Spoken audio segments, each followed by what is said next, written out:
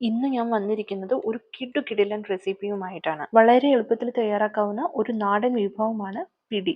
ഇത് ബ്രേക്ക്ഫാസ്റ്റ് ആയോ ചായക്കടിയായോ ഉണ്ടാക്കാവുന്ന ഒരു നല്ല ചോയ്സ് ആണ്. എന്നാൽ നമുക്കിനി റെസിപ്പി ഒന്ന് നോക്കാം. So hello guys, this is Radhika and welcome back to my channel. ഇതിന്റെ മെയിൻ ഇൻഗ്രീഡിയന്റ് അരിപ്പൊടിയാണ്. വറുത്തെടുത്ത അരിപ്പൊടി ഉപയോഗിക്കാൻ പ്രത്യേകം ശ്രദ്ധിക്കുക. ഇടിയപ്പം പത്തിരിക്കൊക്കെ ഉപയോഗിക്കുന്ന പോലത്തെ അത്രയും നൈസ് ആയിട്ടുള്ള അരിപ്പൊടിയാണ് ഞാനിവിടെ ഉപയോഗിച്ചിരിക്കുന്നത്. 1 ടേബിൾ സ്പൂൺ ഉപ്പും 1/4 ടീസ്പൂൺ ജീരകം, അരമുറി തേങ്ങ ചിരകിയതും, ആവശ്യത്തിന് വെള്ളവും, 1 ടേബിൾ സ്പൂൺ നെയ്യും ചേർത്ത് നന്നായി കുഴച്ചെടുക്കുക. ചൂടുവെള്ളം കൊണ്ട് കുഴയ്ക്കുകയാണെങ്കിൽ പിടി നല്ല സോഫ്റ്റ് ആയിട്ട് കിട്ടുന്നതാണ്.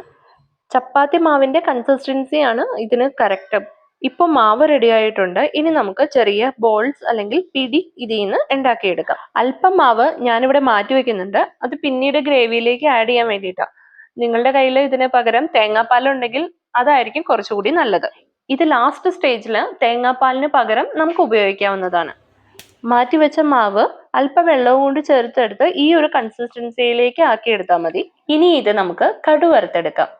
അതിനായി ഒരു ചീനച്ചട്ടിയിലേക്ക് ആവശ്യത്തിന് വെളിച്ചെണ്ണ ഒഴിച്ച് വെളിച്ചെണ്ണ നന്നായി ചൂടായി വരുമ്പോൾ 2 ടീസ്പൂൺ കടുക്, 1/4 ടീസ്പൂൺ ജീരകവും ചേർത്തെടുക്കുക. കടുക് പൊട്ടിക്കഴിയുമ്പോൾ നമുക്കിതിലേക്ക് ഒരു 2 തണ്ട് കറിവേപ്പില കൂടി ആഡ് ചെയ്ത് കൊടുക്കാം. 2 കൊല്ലമുളക് കൂടി നമുക്കിതിലേക്ക് പൊട്ടിച്ചിടാം. ഇപ്പം എല്ലാം നന്നായി മൂത്ത് വന്നിട്ടുണ്ട്. ഇനി ഇതിലേക്ക് 2 കപ്പ് വെള്ളവും കൂടി ചേർത്ത് കൊടുക്കാം. 1/4 ടേബിൾ സ്പൂൺ ഉപ്പും അരിഞ്ഞെടുത്ത സവാളയും ചേർത്ത് നന്നായി ഇളക്കിയെടുക്കാം. സവാള വേണമെങ്കിൽ കടു വറുക്കുന്ന സ്റ്റേജിൽ നമുക്ക് ആഡ് ചെയ്യാം കേട്ടോ. ഒത്തിരി വഴറ്റിയെടുക്കാതെ സവാള നമ്മൾ ഈ ഒരു സ്റ്റേജിൽ ആഡ് ചെയ്യുകയാണെങ്കിൽ നല്ല സോഫ്റ്റ് ആയിട്ട് കിട്ടും. പിടിക്ക് ഇത് തന്നെയാണ് നല്ലതെന്നാണ് എനിക്ക് തോന്നിയിട്ടുള്ളത്. ഇനി നമ്മൾ നേരത്തെ മാറ്റിവെച്ച മാവുണ്ടല്ലോ, അത് നമുക്ക് ചേർത്ത് കൊടുക്കാം. ഈ ഒരു സ്റ്റേജിൽ ലോ ഫ്ലെയിമിലിട്ട് കുക്ക് ചെയ്യാൻ ശ്രദ്ധിക്കണേ.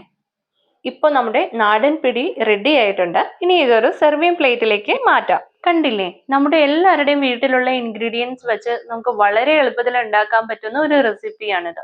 അപ്പോൾ എല്ലാവരും ഇത് ട്രൈ ചെയ്ത് നോക്കി കമന്റ്സ് എന്നെ അറിയിക്കാൻ മറക്കല്ലേ. അതേപോലെ നിങ്ങൾ ഈ ചാനൽ ആദ്യമായിട്ട് കാണുകയാണെങ്കിൽ ലൈക്ക് ചെയ്യാനും ഷെയർ ചെയ്യാനും സബ്സ്ക്രൈബ് ചെയ്യാനും മറക്കല്ലേ. So thanks for watching. മറ്റൊരു റെസിപ്പിയുമായി അടുത്ത വീഡിയോയിൽ കാണാം.